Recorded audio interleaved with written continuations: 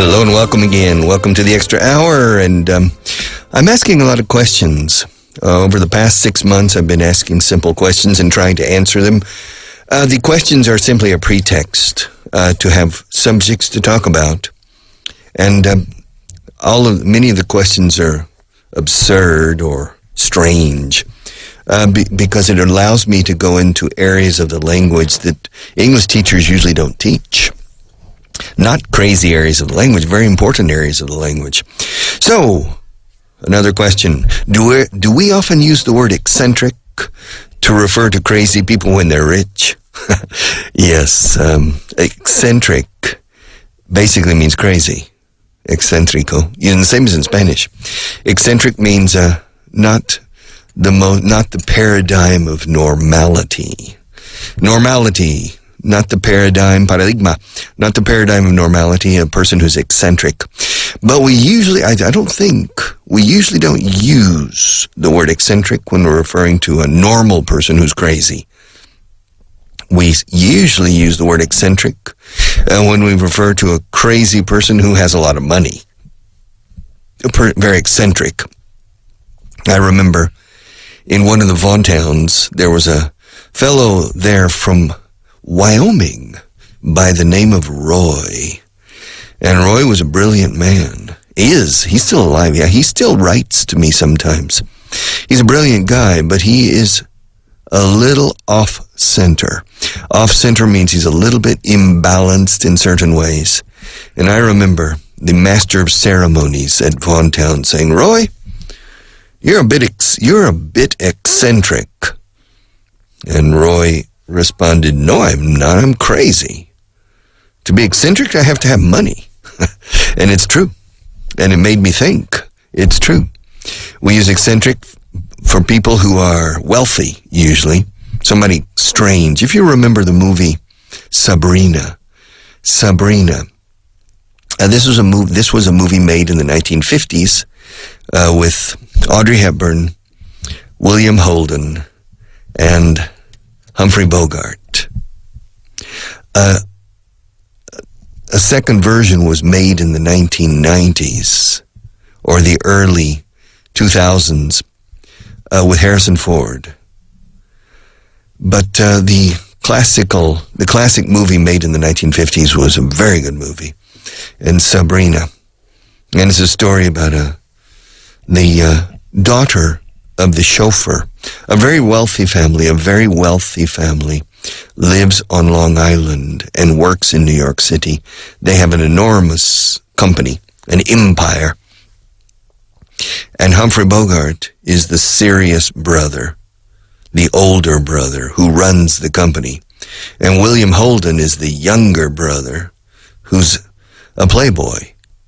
And then the father, the founder, is already in his 70s or 80s. And he's semi-retired, basically retired.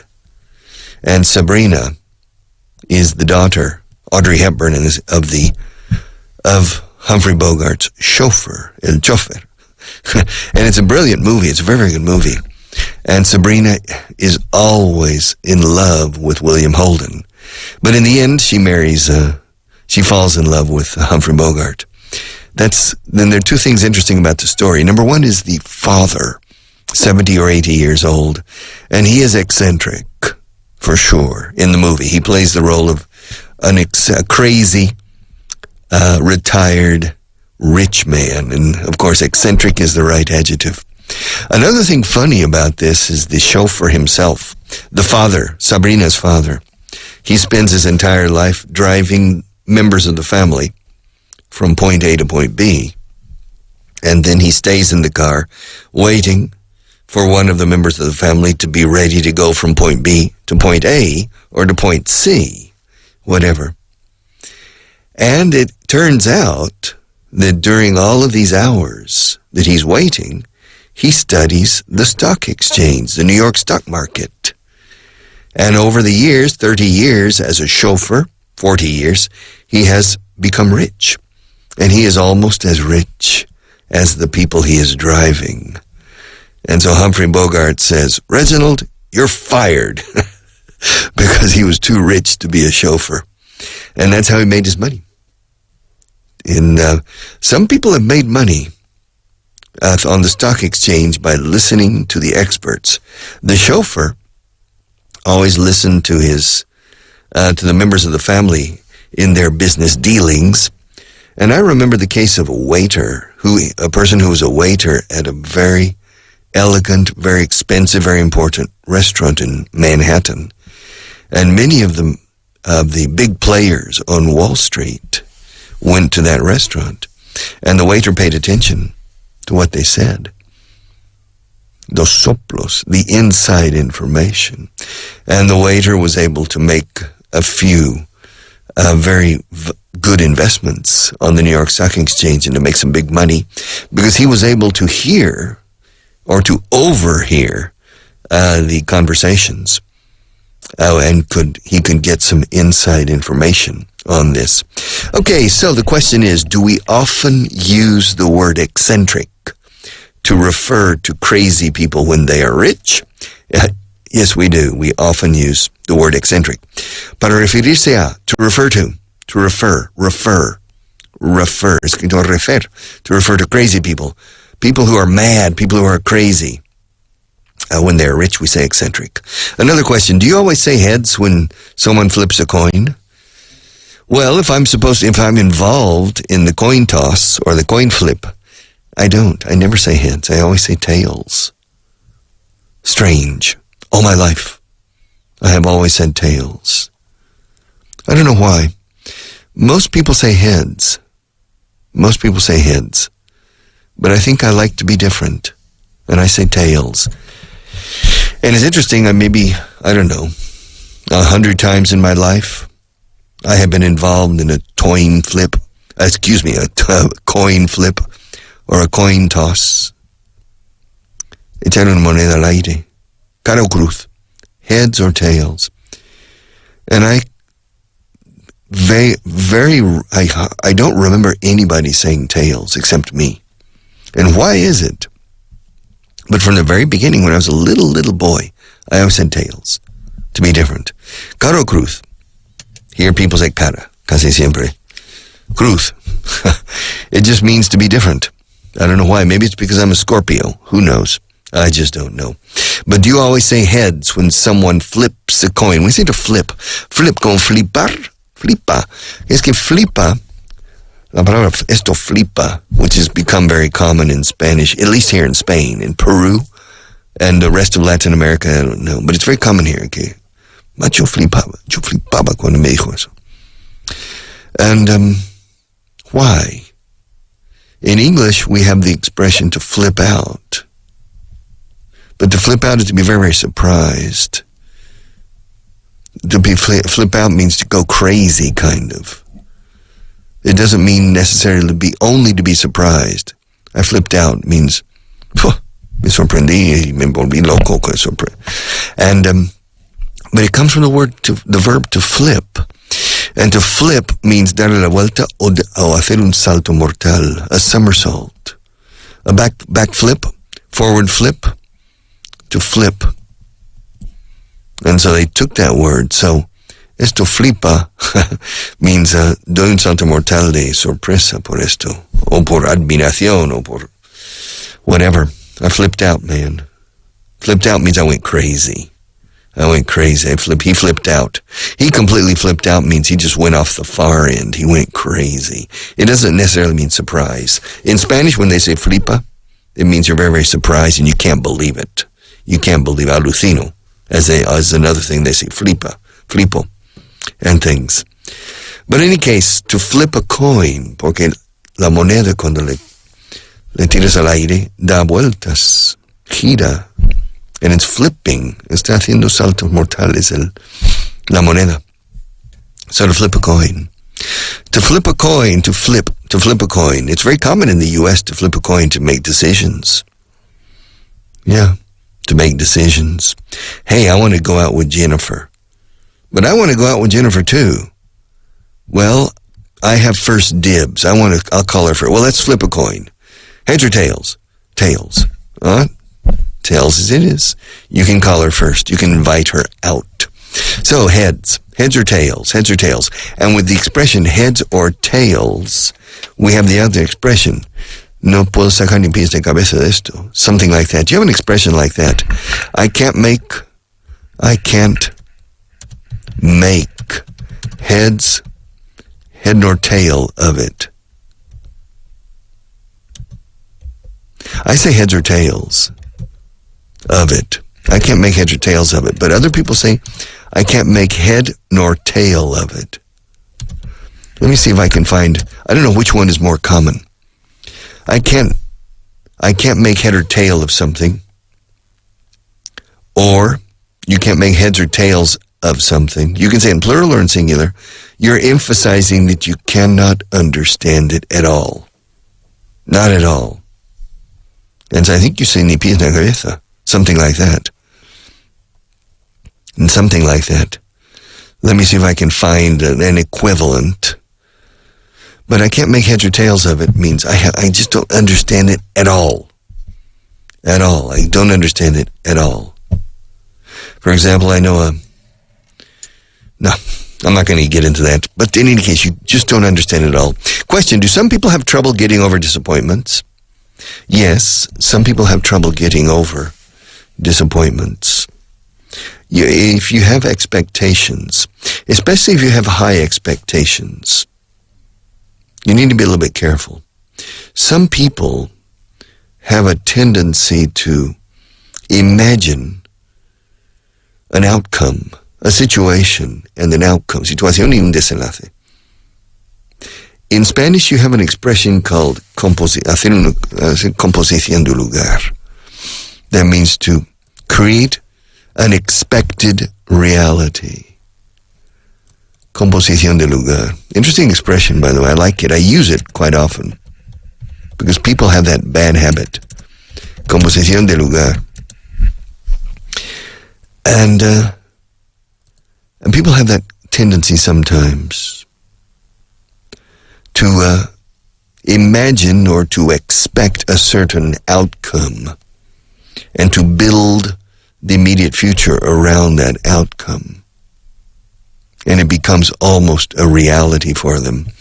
And then, when things don't work out the way they expect, they, of course, become disappointed. Decepcionadas. Las personas. They become disappointed. And sometimes their disappointment lasts a long time, and sometimes they're very much affected by these things. You need to be very, very careful on your expectations. Don't allow expectations to become so important for you that a different outcome, un resultado final diferente, un desenlace final can affect your state of mind or can affect your disposition. Be very careful. Yes, some people have trouble getting over disappointments. For example, a sentimental disappointment, a breakup, una ruptura sentimental, cuando rompes con alguien. Some people have trouble getting over it. They have trouble getting over it, and it takes them a long time, and some people fall into a depression. We say to fall into, como si cayeras dentro de un recinto, dentro con un recipiente que se llama la depresión. You fall into a depression. Caer en una depresión, también en español. You fall into a depression. If you have too many high expectations, you need to be realistic. But of course, realism and being realistic doesn't mean being pessimistic.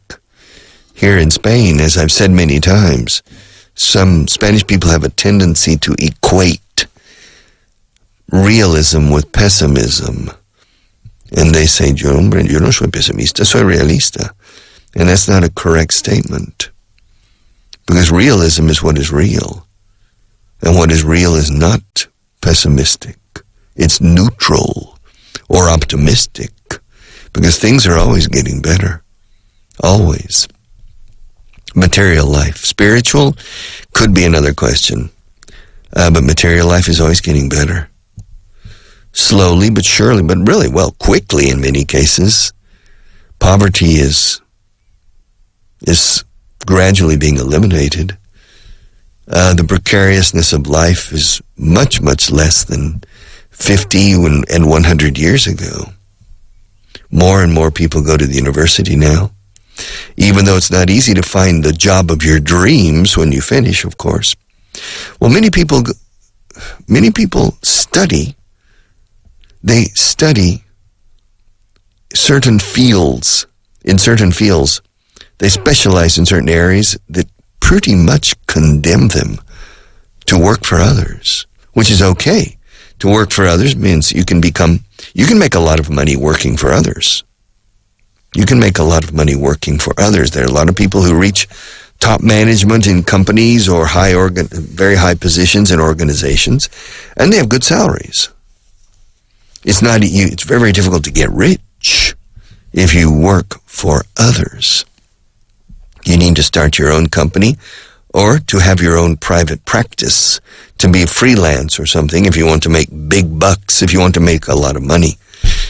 However, many of the fields that you study condemn you in many cases, not all, to working for others. I know a girl who wants to study biology. She wants to study genetic engineering and microbiology. And I told her, I said, well, what are the possibilities when you graduate? Working in a pharmaceutical company, working in medicine, in a hospital, or in a laboratory. But starting your own business might not be very easy. And so she's finally decided on nutrition. Ciencias de la Nutrición. I don't remember the exact name. And she's going to study that initially. That's her idea. She's going to study that at the university.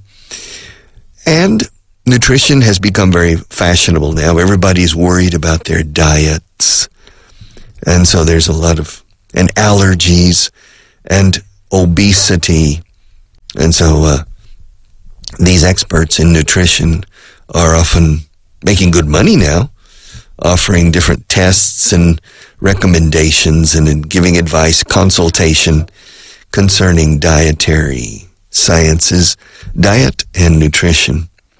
And so maybe this young lady, if she studies nutrition and successfully finishes, well, she can be in a position to work for others or in a position to start her own private practice as a nutrition expert.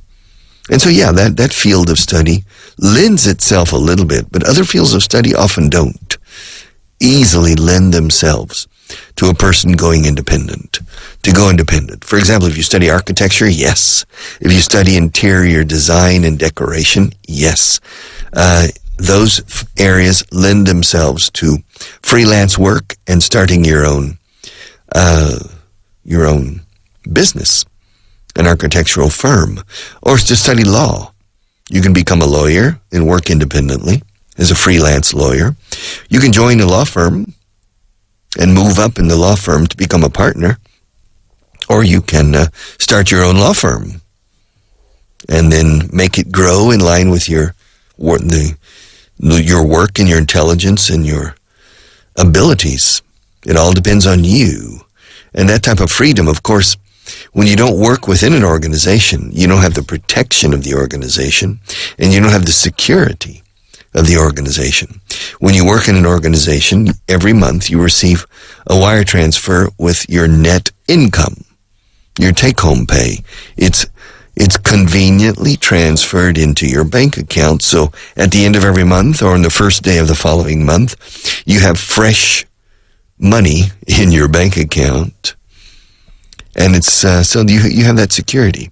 When you work on your own as a freelance consultant or whatever, or you start your own company, you don't have this. You have to bill your clients or customers, and you have to hope that they pay you, and that they pay you on a timely basis. On a timely basis means in time. So customers, I repeat, I've told you many times, customers buy physical products, clients buy intangible services. That's the difference between a customer and a client. A customer will buy bread, cars, houses as customers, but a client will buy legal services, English classes, for example. These are clients. All right. So the question originally was, do some people have trouble getting over disappointments? Yes, some people have trouble getting over disappointments. How long does it take to get over a cold? It takes a week or two to get over a cold. How long does it take to get over a case of pneumonia? It can take a month. Once you're undergoing treatment, it can take a month to get over pneumonia. To get over means recuperarse. In this case, another question, should world leaders try to promote world peace? Well, yes, world leaders should try to promote world peace, of course. World leaders, los líderes mundiales, and world peace, para la paz mundial. Yes, in fact, there was a basketball player. I don't know if he's still playing, but his name is, well, he changed his name. Basketball player, world peace. I can't remember his name. Meta World Peace. That's his name. Meta World Peace. So that he played for the Lakers. Meta World Peace is an American professional basketball coach and former player. Okay, he's not a player anymore. He's a former player. He's currently the player development coach for the South Bay Lakers of the NBA G League. Okay, his original name was Ron Artest. Ronald Artest. That was his name. Very good player, by the way. But for some reason, he decided, I don't remember the reason, he decided to change his name to Meta, con una meta, pero con doble T, with a double T, Meta World Peace. He's 39 years old now. He's from Queens, New York, which is part of New York City. And he is 6 feet 7 inches tall, 2 meters 1 centimeter. And he went to college at St. John's. And he played for the Chicago Bulls for some time, and he played for the Lakers. Meta World Peace. So I can imagine people, excuse me, Mr. World Peace, Señor Paz Mundial. Meta Paz Mundial es su nombre. Meta World Peace. I can't remember. Let's see. Changing his name. He had some disciplinary problems and legal issues, but I don't remember why he changed his name. On September 16th, 2011, Artest's name was officially changed, in los tribunales, to Meta World Peace. Meta is his first name, and World Peace is his surname. Changing my name was meant to inspire and bring youth together all around the world, he said, in a statement released after the name change. His publicist said that World Peace chose the word Metta as his first name because it's a traditional Buddhist word that means loving kindness and friendliness towards all. Amabilidad y amistad hacia todos. That's metta in traditional Buddhist terminology. However, what's interesting, what's ironic is he was not an easy person to get along with. I think I remember. He was not an easy person to get along with. He had some ups and downs with the law, con la ley también, and some disciplinary questions, some disciplinary problems. Meta World Peace. And quite a few incidents, especially in his early career, before he changed his name. Maybe he mellowed and decided to change his name. Mr. World Peace. Can you imagine? I would like to speak to Mr. World Peace, please. But that's his name. So, should world leaders try to promote world peace? Yes, they should. Do they? Not really. World leaders, which is usually in the chancelleries around the world, Their first responsibility is to look out for the good of the countries that they lead. Mr. Trump, the United States. Mr. Putin, Russia. They look out for the benefit of their own countries first, not the world. I'll be back.